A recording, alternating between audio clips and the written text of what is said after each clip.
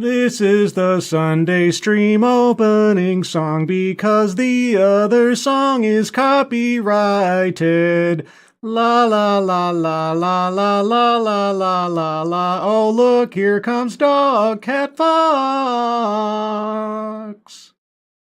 Hi, Sky. Good morning, everyone, and welcome to the Sunday stream. The stream I do on Sundays because Sunday is the day to stream on Sundays. Hope you're all doing well on this beautiful Sunday morning. I suppose it's more beautiful now that it's daylight savings time and there's actually light out there. But of course, because the clock's changed, I woke up and I thought, I have an hour until I do the show. And then my mind went, wait a second. My analog clock is not the clock on my phone. I need to hurry. So even I was caught off guard, even though I warned everybody on the Discord last night. Hey, remember, turn your clocks forward 1 hour before you go to bed. But, oh well. We're here anyway. I'm on time. Everything works out. But aside from that, before I get into today's subject matter, the very pressing subject matter of the Academy Awards, who's joining me on this beautiful Sunday morning? Noah Sencio, good morning. Keeverdam, good morning. And thank you, Keeverdam, as always, for providing us the links to the GoFundMes for our friends Moonshock, Natalie, Angela Arriaga, James Colley, and Rhonda. You guys take a look at those up at the top of the chat box. If you can donate, please do so. If you can't, that's fine, but please share those out on social media. Everything helps out a little bit. Thank you so much. Also, Alan Thyler, good morning. Old Guy Gamer, good morning. And thank you, Old Guy, for sharing out the stream on Twitter. Appreciate it. Mike Savage, Blarg. Who else is here? Advocatus Diaboli, good morning. Zed the Snarky, good morning. And who else? Derek LaRue. Derek, thank you so much, as always, for your continued support and generosity. Really appreciate it. Hope you're having a good Sunday morning, adjusted for time, and that you enjoyed the show. Thanks so much. John Trioxin, good morning. Jaeger Pony, good morning. Kiro Soldier, good morning. Who else is here? Also, Zed the Snarky, thank you so much for the Kung Fu Dog Cat Fox. Oh, Dog Cat Fox. Wowie, wow, wow. Well, that's a Weebo Jones Dog Cat Fox. Thank you so much, Zed. Appreciate it. Hope you're having a good morning. Who else here? Ryan R., good morning. This is Kyle. Good morning. Hello, chat people and scribbles. Hello, Kyle. No Name, good morning. Orcole Di Stefano, good morning. And Alan Thyler, holy cow, thank you so much, Alan, for the #1 Samurai Dog Cat Fox. Oh, Dog Cat. Wowee! Wow! Wow! Well, there's a Drunken Uncle Dog Cat Fox. Thank you, Alan. Thank you so much. Appreciate it. Hope you're having a good morning and enjoy the show. So yes, this is, as far as I know, unless I've screwed it up, this is my second examination of the Academy Awards post-DEI Renaissance. Roundabouts 2022, the Academy Awards introduced new inclusion standards if you wanted your movie to win, possibly win, the Best Picture. And this all came about roundabouts the time of, say, the racial reckoning of George Floyd and the Oscars so white and all this kind of thing. And like, oh no, we got a virtue signal at the Oscars because if the best films of, the year didn't turn out to have the right aesthetics in casting, then everybody's bad, I suppose. Thank you, Duck Dog. Appreciate it. For the Wango Tango. Is that the name of some kind of like specialized booze or something? Feels like it should be. Like Maui Wowie? I don't know. Thank you, Duck Dog. And also, Bold Sign, good morning. Woke up to a daylight savings time weekend. I know. It's rough, especially this one. I like when we fall back, not so much when we jump forward. But anyway, so the last time that I looked at the DEI issue in the Academy Awards, it was because the Academy Awards were in crisis. They were losing diversity and inclusion officers and black officials in the Academy, left and right and center and everything, because reasons. It was very vague as to what was going on, although one of the complaints was someone was put into a position of authority at the Academy who happened to be white. And that was, I guess, a reason people were leaving. Anyway, it was a big deal for the Academy Awards. It was a scandal all across the board. And as a result, they started announcing last year, well, as of 2024's Academy Awards season, there's going to be new rules. There's a new sheriff in town as to what determines who gets to be the best picture, or what productions get to be best picture. Now, these rules had been cooking up for quite a while. There'd been, different things about it, but it was made official that they would officially go into effect with the 2024 Academy Awards season. So here we are. But these ideas have been out there for a while, trying to dictate to productions who they need to hire and what they have to look like and how many lines to give particular actors or actresses based on their gender in order to be more equitable. My first encounter with this was with the Gina Davis Institute. I put a link to my video on that in the description below. The video is called Gina Therapy. And it describes how Gina Davis pushed this initiative forward to start counting lines and words spoken and time on screen, depending on whether or not the actor or actress is male or female, because you need to give equal time. And she also instituted little things, little pieces of advice like, if you have a script and you have something in the script that just says a group of people are talking, just be sure to add a group of people that are equal numbers, men and women, so that when you get your extras cast, you're always, making sure you have an even balance or something. Essentially trying to tell creatives what they need to do in order to make their movie inclusive, even if it means compromising the integrity of the script or the story or their own vision in order to fit the sort of social justice and aesthetically obsessed identity politics. That was my first encounter with it. And boy, it's taken the world by storm, especially in the last few years. So I thought we'd take a look at first, just to refresh ourselves, what are the requirements of a film to achieve Best Picture status in the Academy now, aside from being a good movie, because that's beside the point. Is the movie any good? And it could be the best movie ever, but does it have the right aesthetic? Well, we'll find out. And then after that, look at an article that was published just the other day talking about the lead up to the Academy Awards and the whole inclusion and representation thing and how that's going so far after a year or more of prep ahead of it. So let's take a look. This is from the Academy Awards own website. And I checked. I went to the Wayback Machine because I was curious if there was any major changes in this list since it was first initiated back, I think, in early 2022 or thereabouts. And as far as I can tell, there might be some minor changes here and there, but the gist of it is this is what your movie has to do in order to become eligible for the Best Picture Award. Now, here's the thing, and there was a whole story on this that I didn't bring up because there's not really any reason to read it. If you don't submit your picture for Best Picture, if you submit your picture for everything except Best Picture, you're not bound to these rules. It's only for Best Picture. So you can dodge this entire thing, because otherwise, if they had these rules for every film in every category in the Oscars, you'd probably have a very limited number of films that actually qualified. And the Academy actually changed this rule early on in the process, saying, well, if you don't submit your picture for Best Picture, you can kind of avoid these things. But either way, let's take a look at what the Academy is both promoting for Best Picture and, let's be honest, promoting for most pictures if you want to get any kind of credibility or not be called racist these days. Representation and inclusion standards. The Academy of Motion Pictures, Picture Arts and Sciences Representation and Inclusion Standards for Oscars eligibility in the Best Picture category are designed to encourage equitable representation on and off screen to better reflect the diverse global population. For the 96th Oscars Award Show 2024, submitting a confidential Academy Inclusion Standards form, raise, I'm not quite sure where the R or the E come in, but okay, and meeting 2 out of 4 of the following standards will be required in order for the film to be deemed eligible. All right, so your movie has to meet 2 of these 4 requirements. All right, standard A.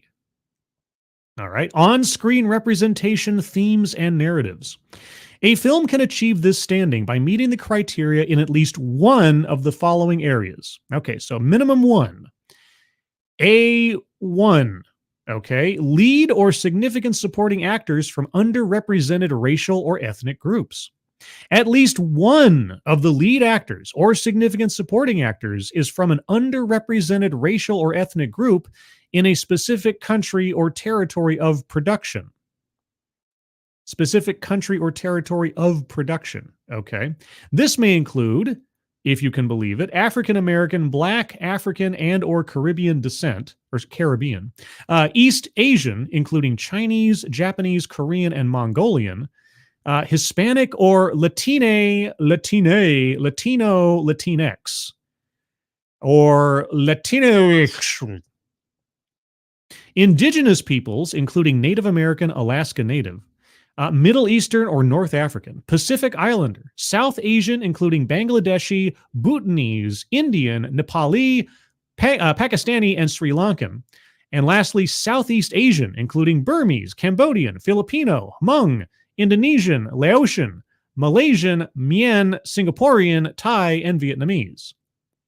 Okay, so your lead actor, or a significant supporting actor has to be one of these types, demographics.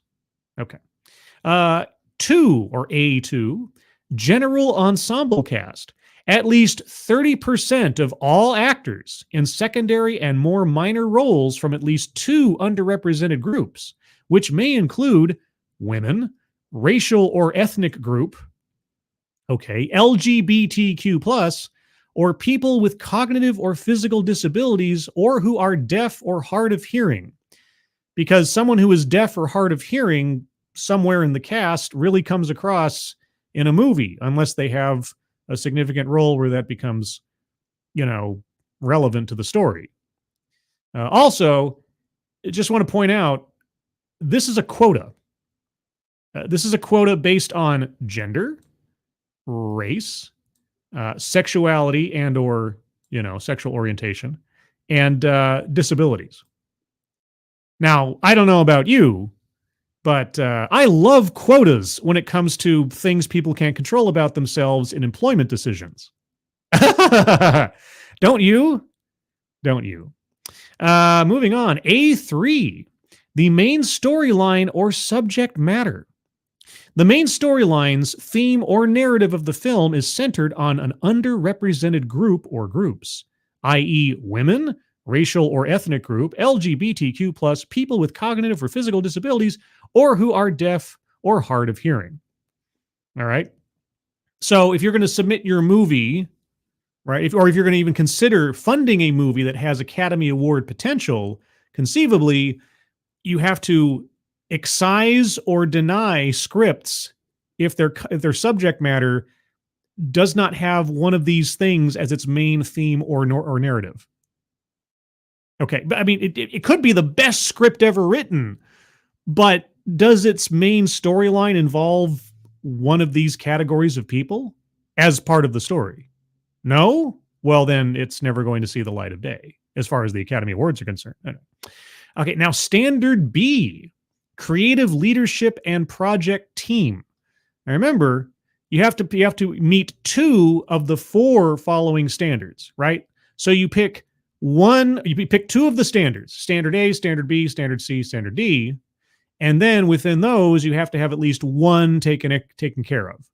So if I had a movie where the lead actor was Black, and now we have, let's see, do I want creative leadership? Let's see. A film can achieve this standard by meeting the criteria in at least one of the following areas. B1, this is your first option. Creative leadership and department heads. At least 2 of the following creative leadership positions and department heads: casting director, cinematographer, composer, costume designer, director, editor, hairstylist, makeup artist, producer, production designer, set decorator, sound, VFX supervisor, writer, are from an underrepresented group, and at least one of those positions must belong to someone from an underrepresented racial or ethnic group. Underrepresented groups may include women, racial, etc. Underrepresented racial or ethnic groups may include same list as before. Again, I have to decide who to hire into employment positions in this business endeavor on the basis of gender, race, sexuality, and or disability. In order to qualify for Best Picture. Again, let me just say, both, okay, you know how a lot of movie productions get tax breaks from the places that they're filming in and things like that? You know, that would technically and could conceivably be the case where you have a film production accepting federal funding, right? Conceivably, if they're getting some kind of tax break or federal tax break or local state government. But even if they're not, it's still private business and it's still operating because they're, usually have their production studios based in the United States or somewhere like that. Title VI, Title VII. Just want to mention, I'm going to be mentioning those a lot during this, just because it's unavoidable. And somehow this is okay. Now, admittedly, it's not the Academy making those decisions themselves. They're requiring productions to meet these standards in order to be eligible for their award, which means that any production, any movie that is up for an Academy Award for Best Picture this year had to engage in these practices as a production and a production company to achieve that status of just being nominated. So just keep that in mind, right? The Academy Awards isn't doing this. They're requiring other companies to fulfill these requirements to be eligible for their award. So whoever's at the top, I don't even know who's nominated for Best Picture this year. I couldn't care less about the Oscars, really, as far as at least at this point in time, as far as them reflecting any kind of actual merit. But if we're curious, we can look at the nominations for Best Picture this year, and we can say to ourselves, every one of those production companies engaged in demonstrably discriminatory and likely legally questionable activities in achieving that status. Okay. B2, other key roles, at least 6. Quota, other crew or team and technical positions, including production assistants, are from an underrepresented racial or ethnic group. Specifically race this time and ethnicity. Okay, these positions include but are not limited to first AD, gaffer, script supervisor, etc. Is Best Boy in there? I wonder if Best Boy is in there. I always wonder about Best Boy. B3, this is another option you have. At least 30% of the film's crew, quota, is from at least 2 underrepresented groups, which may include the standard list as before. Standard C, industry access and opportunities. A film can achieve this standard by meeting the criteria in at least one of the following areas. C1, paid apprenticeship and internship opportunities. The film's distribution or financing company has paid apprenticeships or internships that are from the following underrepresented groups and satisfy the criteria below: women, race, LGBT, physical disabilities.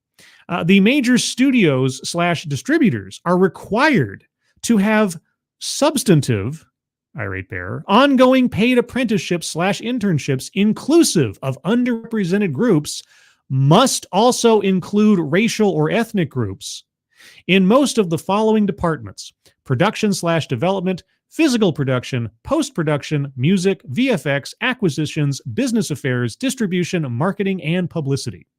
The mini major or independent studios distributors must have a minimum of 2 apprentices / interns, quota, from the above underrepresented groups, at least 1 from an underrepresented racial or ethnic group, in at least one of the following departments: production, development, physical production, post-production, music, VFX, acquisitions, business affairs, distribution, marketing, and publicity. C2, training opportunities and skills development, crew. The film's production, distribution, and or financing company offers training and or work opportunities for below-the-line skill development to people from the following underrepresented groups: women, racial, LGBT, physical disabilities. Again, Title VI, Title VII. It's not the Academy doing this. It's just that everybody who got Best Picture nomination this year did some of this. Okay. To achieve standard D, the film must meet the criterion below. D1, representation in development, marketing, publicity, and distribution. The studio and or film company has multiple, parenthetical, more than one. They had to define the word multiple.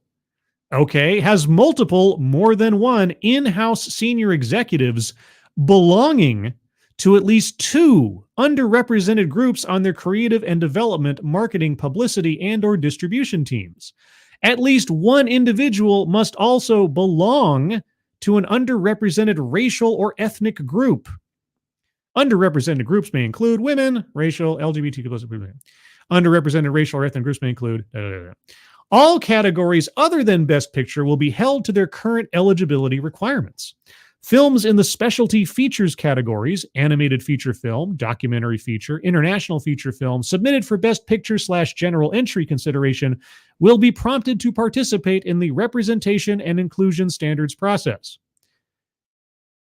For more information, etc., and so forth. So there you go. You have to pick two standards. And then out of each of these standards, you have to pick one thing to do within your production, either front end, back end, or otherwise, in order to qualify for Best Picture. So in each of these things, they have a quota, and that quota, in one way, shape, or form, is based on elements that are illegal to discriminate in the realm of employment in the United States, under both Title VI and Title VII. So, knowing that as we do, just for, the giggles of things, who are the Best Picture nominees of 2024? Let's find out. Just for our own reference here. Let's see. Let me share this real quick. Okay. We have The Holdovers, American Fiction, Zone of Interest, Barbie, Anatomy of a Fall, Past Lives, Poor Things, Oppenheimer, Maestro, and Killers of the Flower Moon. Now, I'm not going to go into all the production companies and everything that made these movies, but we know for a fact that all of these movies engaged in demonstrably discriminatory hiring and employment practices in order to achieve just the status of nomination. So just keep that in mind. As of this year, every one of the companies involved in these productions did something that, at least on its face, seems to be legally questionable. I have to be careful here because I'm not a lawyer, but seems to me if you set a quota for hiring and employment in a production, and that quota is based on race, gender, and so on, quotas are illegal in the United States based on those elements. There is some gray area when you're talking about casting for a role, right? That's one of the few areas where you can say, well, if I'm making a movie about Dr. Martin Luther King Jr., I'm going to hire an actor to play Dr. Martin Luther King Jr. based on their race. That's one of those exceptions. But when you start talking about production and back end and apprenticeships and everything else, that's you got nowhere to go there. You got nowhere to hide. But anyway, what I wanted to also bring up was where we are at just on the cusp of the Oscars, which are tonight, by the way. If you didn't know, the Oscars are tonight. I had to be reminded of this about 3 days ago because I don't care about the Oscars insofar as, watching them to see who's going to win anymore. Maybe when I was a kid, it was exciting or interesting. These days, not so much. But the politics surrounding it always fascinate me now, especially the last couple of years. But on the eve, or in the hours preceding the Oscars tonight, a story from the New York Times. The Oscars now have DEI rules, but some say it's just a performance. If you guys don't know, for those of you in the audience who have any clue about this, there's something going on right now that's being called Gamergate 2 because of Sweet Baby Inc. If you don't know the drama behind that, it's fine. You don't have to. But there was there was a lesson that was learned back around the time the first Gamergate happened. And you had everybody and their brother trying to satisfy all the pearl clutchers out there. And I think this was, what was the name of that company? It was a company that was in the UK, and they were advertising like Beachbody Ready. I think there was some kind of like supplement company or something. I'm forgetting it all of a sudden. But they put up these posters, say Beachbody Ready. And you'd have all these people defacing the posters like these bodies aren't realistic. You know, you're never going to please the trolls. You're never going to please the trolls. Right? No matter what you do, you're never going to please them. And that was one of the companies that didn't give in and didn't apologize for their marketing campaign or anything else, where so many other companies would back down to the first mean tweet that came out, accusing them of sexism, racism, ableism, whatever. This one company just said, nah. And nothing happened. And they sold more product. So the Academy implements all these DEI rules, but it's just not enough. It'll never be enough. If it was anything you needed to do in the first place. I'll get there in a moment. Thank you, Faustonia, so much for the happy, huggy, lovely Dogcat Fox. Oh, Dogcat Fox. Wow, wee. Wow, wow. That is a tailed featured Dogcat Fox. Thank you, Faustonia. So let's find out how, despite all their stretching and straining to show just how virtuous they are and how they're totally on board with equity and diversity and inclusion, it's just not enough. How Oppenheimer, a movie about the men who developed the atomic bomb, met the new standards. Well, I'm assuming since they were doing as far as I can tell, I haven't seen the film, but I know a little bit about that period of history. A film that basically featured mostly white people. I'm assuming that all of the diversity stuff was handled on the back end in production. Right? We just read this. We just read the standards. There's plenty of options there for you to have either in the extras or in the back office, the discriminatory practices. So let's find out. The national reckoning over racial justice after the killing of George Floyd spurred many of the country's most distinguished institutions into action. Well, no, not so much as they decided to use a person's death as an excuse to push initiatives that were already in motion. If you want to see what I'm talking about, again, there's a link in the description to my Gina Davis video, which I think I did in 2017. And she was already laying the groundwork for what the Academy of Awards is doing right now as far as their inclusion rules. If you listen to what she says in that video from several years ago, all the elements are there for what the Academy is doing now. They didn't need George Floyd to do it, but George Floyd sure made a great excuse. Excuse me. Let's see. George Floyd spurred many of the country's most distinguished institutions into action, few more so than the Academy of Motion Picture Arts and Sciences.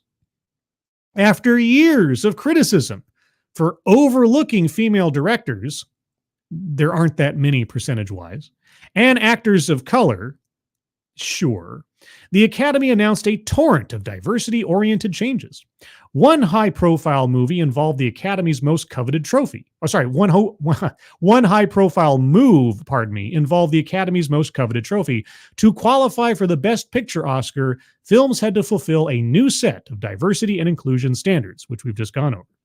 This new rule, yes, enforced for the first time for this Sunday's ceremony, is complicated and expansive. It's not that complicated. It is relatively expansive. It's as simple as if you're not the right kind of demographic, you don't count. That's basically it. If you're white and male and straight and able-bodied, you don't count.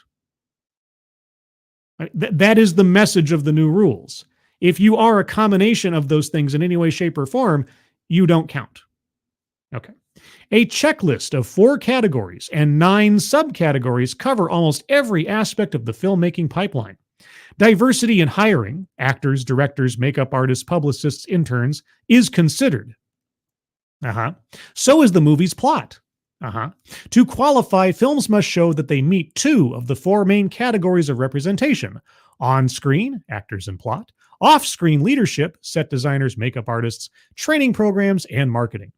Academy leaders light up like theater marquees when talking about the standards, calling them a success, and pointing to a 2023 survey of members in which 85% of respondents said it was, quote-unquote, important for the organization to lead on representation, inclusion, and equity. Wow. 85% of Academy Award members, or Academy, like the actual Academy themselves said this. Wow. Okay. What did the other 15% have to say? I'd be curious. But critics from an array of perspectives in the film industry, I think some critics from the legal industry and the EEOC should be around as well. But anyway, from perspectives in the film industry have described the standards as the equivalent of tinsel, flimsy and showy, doing more to gild Hollywood's image than to help people the movie business has long overlooked. You're avoiding the obvious legal questions.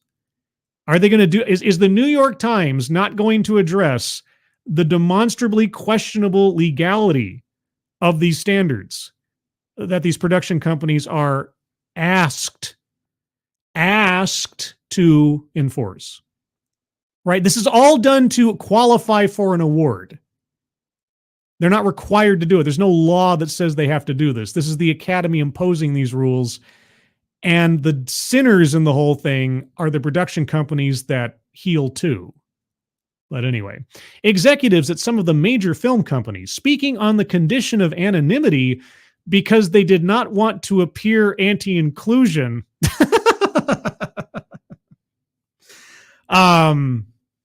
Okay, said that the diversity mandates have changed little about how they make movies, largely because the standards are so easily met. Well, yes, racism and discrimination is fairly easy. If you say, I'm not going to hire anybody who looks like this, well, then you don't even put out a casting call for people that look like that. So they never know they're being discriminated against. And in the back office, I'm not going to hire anybody who looks like this. And I don't even need, here's the thing. The production companies don't need to write this down. They just have to refer to what the academies put on their website. They don't have to have an official correspondence saying, remember, guys, don't hire anybody who looks like this. They just have to send out the academy thing and say, here are some things to keep in mind. The director Spike Lee, whose films often explore the country's tortured history with racism, has said that while he thinks the Academy's, quote, heart is in the right place, unquote, the standards contain, quote, a lot of loopholes, unquote. Oh, do tell. Mr. Lee, who declined to comment further. Why? Okay, has also said that nothing will change unless the studio gatekeepers who greenlight films come from more diverse backgrounds. Well, Spike, I need to tell you this. Don't worry. That's in place. That's happening right now, right? And also, you want to perpetuate the idea that you have to have people in jobs based on what they look like? Hey, Hollywood is there with you, buddy. They're doing it right now. But I'd like to know what loopholes are present, and how would Spike Lee close those loopholes? I'm honestly curious to know what he'd have to say on that. On the more conservative side of Hollywood, or what can seem conservative in such a deep blue enclave, that's also true. Anything slightly right of extreme left is conservative in Hollywood. The actor Richard Dreyfuss, who often jabs at his more liberal peers, has called the Best Picture rules thoughtless, patronizing, and an impingement to artistic freedom. Quote, they make me vomit, unquote, he fumed. I'm kind of on board, but I'm more curious to see, are you going to bring up the inherent legality of it? By several measures, diversification has improved. Well, it's easy to improve diversification if you define diversification by aesthetics, and then you filter people out on what they look like, on the basis of what they look like. So, improved. That's an interesting word, all things considered, improved. And the Oscars this year look much more like America in 2024. Oh, really? How so? 7 of the 20 acting nominees are from historically underrepresented groups. 7 of 20. Okay. Lily Gladstone is the first Native American nominee for Best Actress in her role in Killers of the Flower Moon. Coleman Domingo was nominated for Best Actor for his role playing the civil rights activist Bayard Rustin. And the Best Picture category includes films with diverse casts like Barbie. Okay. And American fiction and stories like Past Lives about a fateful reunion between a Korean American woman and her childhood friend. Well, again, if you're going to restrict who can and cannot reach the achievement of Best Picture on the basis of the race of the people involved or the race of the story involved, sure, it's going to look diverse. It's going to make you feel good about yourself because you've excluded a bunch of people and productions because of their race, gender, or sexuality. So good for you. Then there is Oppenheimer, which received 13 nominations and is widely seen by awards handicappers as the frontrunner for the top Oscar. The film has profound themes and euphoric reviews, exactly the kind of work the Academy often honors. But because of its historical context, the cast is nearly all white.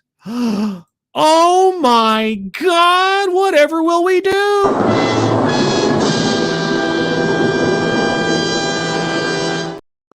So what do we do in such a situation? The biographical film, directed by Christopher Nolan, is set largely during World War II, when the military and most of American society was still segregated. Well, thankfully, we've gotten past all that now. By the way, let's tell you all about the Academy's rules for achieving Best Picture. Its plot about the classified program to develop the atomic bomb is centered on powerful and privileged men who work at the nation's most elite academic institutions. Oppenheimer still easily met the diversity requirements for Best Picture. Well, however did they do that? It cleared one standard for off-screen hiring because nearly a dozen women held senior positions on the crew, including costume designer, set designer, editor, and head hairstylist. I'm not going to say there's anything stereotypical about how that achieved. Okay, sure. Women involved in movie productions on the back end. It's never happened before. At least one senior role was filled by someone from an underrepresented racial or ethnic group. The head of makeup, Luisa Abel, who is Hispanic. Is that why she was hired? Because she's Hispanic? Latinx.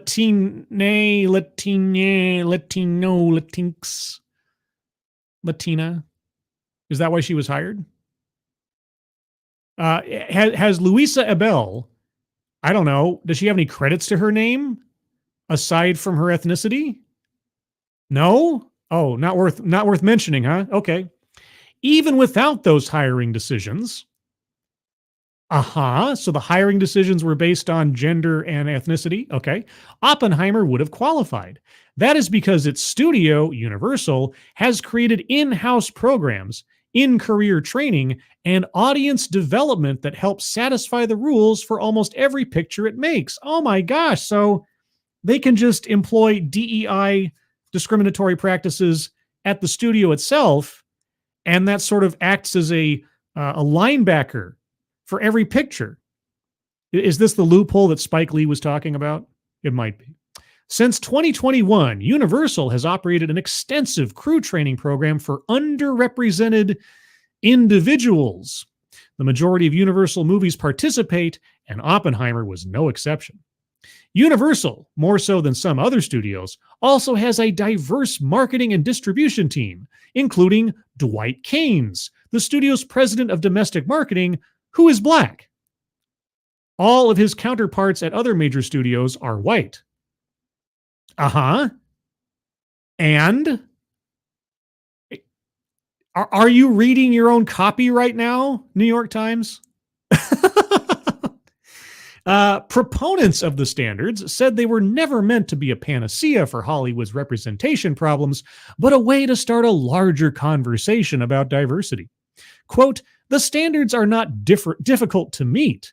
I will be the first person to say that," unquote, said Janelle English, who worked at the Academy on its impact and inclusion efforts until last summer. Oh, what happened last summer? Quote, but what they are doing is starting critical conversations in this community about representation, unquote. Oh, critical conversations, impact, inclusion. Had they been too strict, Miss English added, quote, you would have lost a lot of support and momentum, unquote. Yeah, so basically the productions themselves can dodge most of the requirements so long as the studio has a DEI program. Okay. The Academy has been under criticism for years, especially after the Oscars So White movement. It was a hashtag. In 2015 and 2016, when voters put forward all white acting nominees. Is that why they put them forward? Because they were white? Okay, so the voters at the Academy are just all racist to begin with. Oh, okay.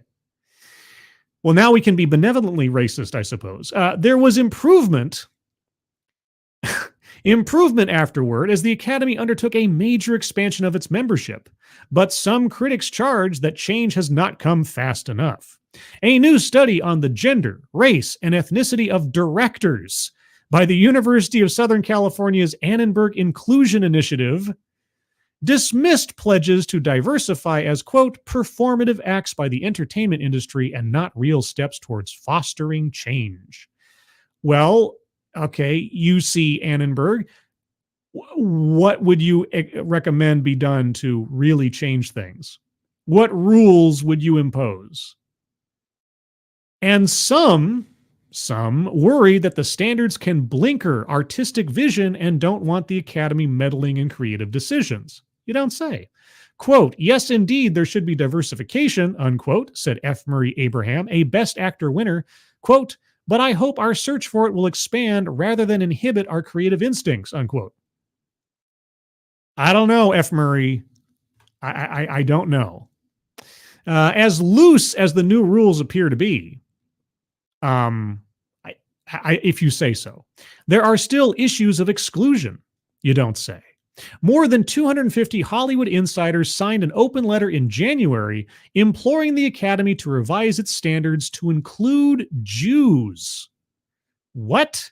Quote, while we applaud the Academy's efforts to increase diverse and authentic storytelling, an inclusion effort that excludes Jews is both steeped in and misunderstands anti-Semitism, unquote, said the letter, whose signatories included Mayim Bialik, Tiffany Haddish, and Amy Schumer. Okay, so are they asking for an addition to what we just read from the Academy site that says you have to include people on the basis of their religion? Or are you talking about ethnic? Okay. As Universal found, the Academy's requirements raised another issue, the possibility of lawsuits. Yes. Let's talk about that. Are we going to give much more than a paragraph to this? Let's find out. Studios have broad First Amendment protections in making casting decisions as a matter of artistic freedom. Yes, they do. This is what I was talking about. Casting for a role, there is more leverage there. But we're talking about the back end. We're talking about production, studio, etc. But the studios, not the Academy, would be on the hook for any liability if a white male successfully sued for, say, having been denied a crew job because of the standards. Yes. And here's something that I think I've brought up before, but I don't know if I've made as pointed. And this goes for every DEI program currently or in the past has been in operation. The major pitfall that companies that have been engaging in DEI practices, especially those companies that have said in public that they have a quota system or some kind of statistical goal that they're aimed for. Here's the problem for them. If they've been operating a DEI process for 5 years and they're suddenly called out on this, here's the problem for them. Every single hiring, promotional, or vendor relationship decision that they've made in those 5 years with a loud and proud DEI program announced from them, that means that there are untold number of people and organizations that they have denied employment or business opportunities to on the basis of the race or gender or orientation, et cetera, of the people involved, right? So for every hiring decision that they made, how many people did they conceivably then deny such opportunities illegally? You want to talk about class action lawsuit, multiply every hiring decision, because once you put DEI into the mix, you can't say it's not there. When you have a company that says DEI and diversity is the air that we breathe, it's part of every decision that we make, and they make these statements publicly over years of time, and then suddenly DEI becomes legally questionable, as it always was. That means that every single employment decision that they made in the period they had a DEI program is now subject to scrutiny under civil rights violations. And they're going to have a very hard time saying that there wasn't any element of decisions that didn't involve potentially constitutionally or unconstitutional decisions and violations of civil rights. Right. And it's exponential. Every decision, every day, every week, every year that they're instituting this stuff, they're building up more and more potential lawsuits. And they have been for years. And the fact that they've been, that no consequences have befallen them of any serious nature over these years have given them more and more confidence to continue them and go out on stage, go out onto panel discussions, go out on their websites and so on. Oh, DEI, yeah, DEI, diversity, equity, inclusion. Oh, it's part of the air that we breathe. It's part of the bones of our business, and so on and so forth. Well, you've just made a declaration that everything you do is now suspect and has been suspect for years. It's coming. Sooner or later, some major big name organization is going to have a class action lawsuit dropped on them like an atomic bomb, because that's what they've been doing. And the academy's no different. And the production companies are no different now. So them saying that, well, yeah, we've been doing this for years. Okay, keep telling us that. Keep documenting that. It's going to be great. But the studios, not the Academy, would be on the hook for any liability if a white male successfully sued for, say, having been denied a crew job because of the standards. Universal's lawyers also cautioned that asking certain questions of employees, detailed ones necessary to complete the Academy's forms, was illegal. In parenthetical, are you gay? Do you have a mental impairment? Unquote. Yes. To get around that hurdle, the studio decided to approach 20 senior marketing executives with a question. This is the diversity information the Academy wants. Would you feel comfortable voluntarily sharing it? About half responded yes. Meredith Shea, the Academy's chief membership, impact, and industry officer, and if I'm not mistaken, Meredith Shea was the person who was given that job last year, which was a controversy for several people because she's white. Yeah, the story that I read at the time, it didn't outright say that people were leaving the Academy because she was given the job on the basis of her race, or that her race was a factor in their decision to quit, but it was heavily implied. Link to my previous stream on the Oscars is also in the description. Meredith Shea, the Academy's chief membership, impact, and industry officer, said the inclusion standards were always intended to be more of a prod, less of an edict. It says that your movie will not qualify to become Best Picture if you don't follow these specific things. It's an edict, at least for the sake of qualifying for your award. It's not a prod. It's not a suggestion. It's a requirement for eligibility. Quote, the goal is not to exclude, unquote, Ms. Shea said. Quote, it's not to tell people what stories to tell, how to tell them, who to hire, or how to cast. We just want everyone to have the widest lens possible throughout the filmmaking process. Are you at least having discussions about bringing people in who have been historically shut out, unquote? It's not to tell people what stories to tell, how to tell them, who to hire, or how to cast. It is precisely that. We just read the requirements we just read the standards that production companies have to meet to qualify for your award. Out and out liars. Why aren't you confident and proud about your initiative? Why are you hiding behind double talk? Because they don't actually mean it when they're put face to face with the reality of what it is that they've done. Set up aside not only the law, but just common sense and fairness, they run away. They hide behind anonymity. They lie about the truth of it. And of course, we're only given the tiniest suggestion that there might be something legally questionable about this entire thing. And we have at least, 9 or whatever productions up for a Best Picture this year, where you know that each and every one of those movies is attached to an organization or a production that engaged in demonstrably discriminatory activities when it came to hiring.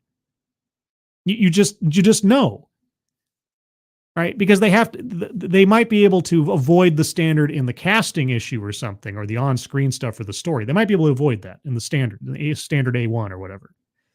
But everything else, they got to meet all the other ones. So it's amazing. It's just amazing.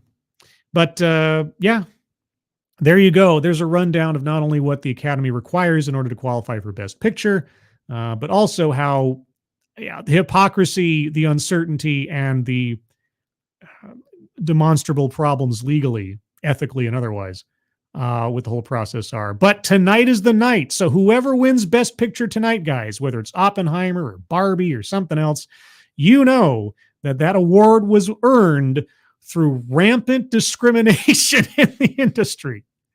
Racial, sexual, disability, etc. And apparently now let's add on religion, I suppose. Because why not? Hey, race and gender are on the same level legally as religion when it comes to Title VI and Title VII. So might as well add it in there. Go to the chat for a couple minutes here because I've been going on for a while. John Trioxin, they're not hiring enough paraplegics for boom operators and supply runners. Hire more special needs. I need a new job. Well, hey, just go down to the studio and say, if you don't hire me, your picture is ableist. Or go to the studio and say, hey, I want an internship. And if they say no, it's like, oh, you're turning me away because I'm disabled, huh? There's so much, there's so many ways that this just disgusts me. It just really disgusts me. And we've been seeing it building up in the entertainment industry for years and years and years and years now. It's nothing new, but the blatant hypocrisy of the entire thing. And just, again, the Academy sets the standards. They're not breaking the law, but any production company that qualifies for an award tonight is confessing in so many terms, in so many ways, that they have. That's what I find fascinating here, is you have these giant multi-billion-dollar entertainment companies going on the most public stage you can think of and declaring in no uncertain terms, we got here on the backs of people that we discriminated against, or on the elements of people we discriminated for, and not on who they are, but on what they are. So just, if you watch the Oscars tonight and whoever wins the big award, just keep that in mind. Just keep that in mind. I think it's interesting. Let's see. Scanner Daffley, if there's one thing missing in Hollywood, it is the chosen people. Well, why would you want to add on to that? They talk about anti-Semitism. They're talking about, discrimination on the basis of what you are, right? Or what you believe, what you think, how you live your life. That's bad. Yes. So we want to get in on the action of a process that discriminates on the basis of what you are or how you live your life. What?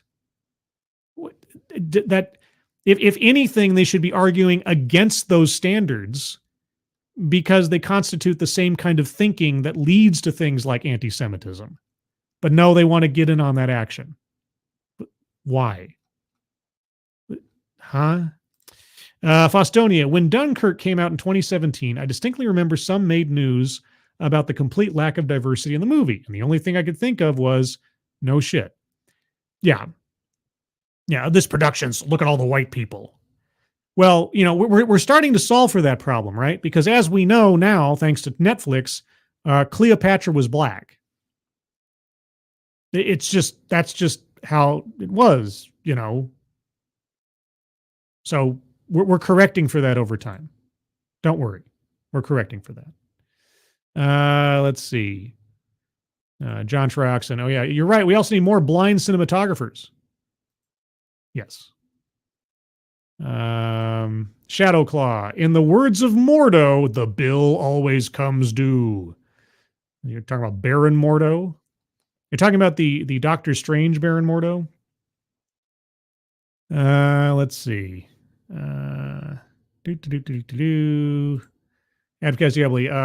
missed a perfect opportunity to hire millions of Japanese actors by not showing the bombs being dropped. Oh, right. Now, there was a mistake. They could have easily crossed that hurdle. Right? Show a big scene of Hiroshima and Nagasaki just before. You wouldn't even have to show the bombing. Just like show some establishing shots of what was about to be erased from history. Oh, well. But anyway, yeah, so I just wanted to bring that up. I just thought it was a timely thing with the Oscars tonight. Also, the pure comedy that I had to be reminded a couple days ago the Oscars were happening this weekend. That's, for as much as I am a big movie buff and everything, at this point in time, it's like, oh, yeah, I don't look at the Oscars as something I have to either pay attention to or get excited about anymore. But I find all the machinery behind the scenes very, very interesting.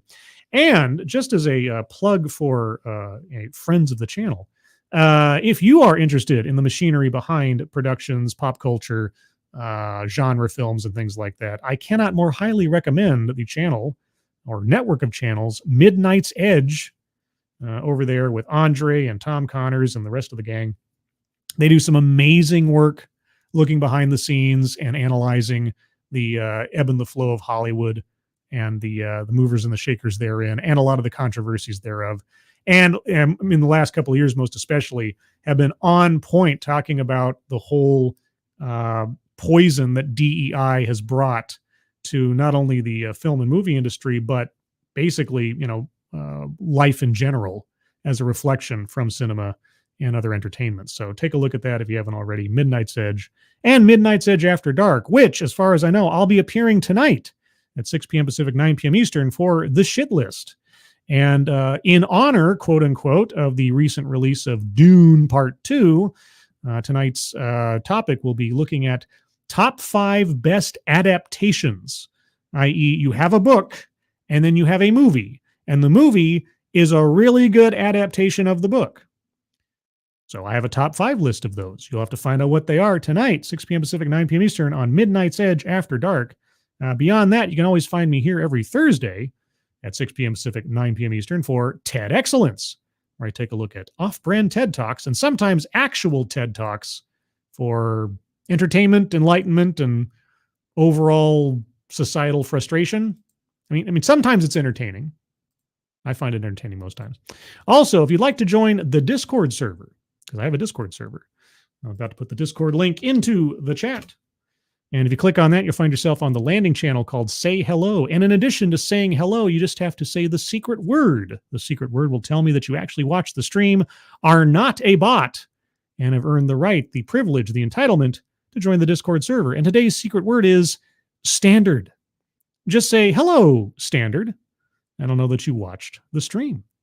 Let's see. Beyond that, everyone, I'm going to call it here. Relatively short show, relatively short subject. Wanted to keep it nice and focused. And also, I'm still a little wonky from the time change, so I need to still have breakfast because I haven't had any breakfast yet. Best meal of the day, right?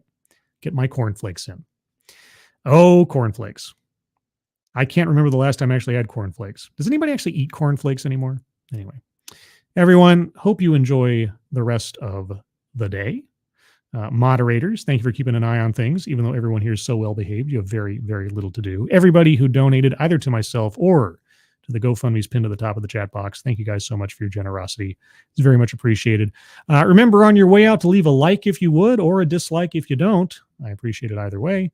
If you have a comment that I didn't get to in the chat, please leave it in the comments as well. Check out the links to the other videos and the description for my past looks at the Oscars and the Gina Davis Institute. I find it all very interesting. Also, another reminder that if there's a content creator out there that you appreciate, whether it's me or anybody else, please do them the favor and the service by sharing their stuff out amongst the social media and the rest of the world, because you guys are our best algorithm, and YouTube is not much of a friend in that regard. Beyond that, everybody, enjoy the rest of your Sunday. Hope you get some extra sleep tonight, because you're going to need it for the time change come to Monday morning. I hope you're all safe and well. If you are not well, please get well soon. And I'll see you on the next one. Take care. Bye-bye.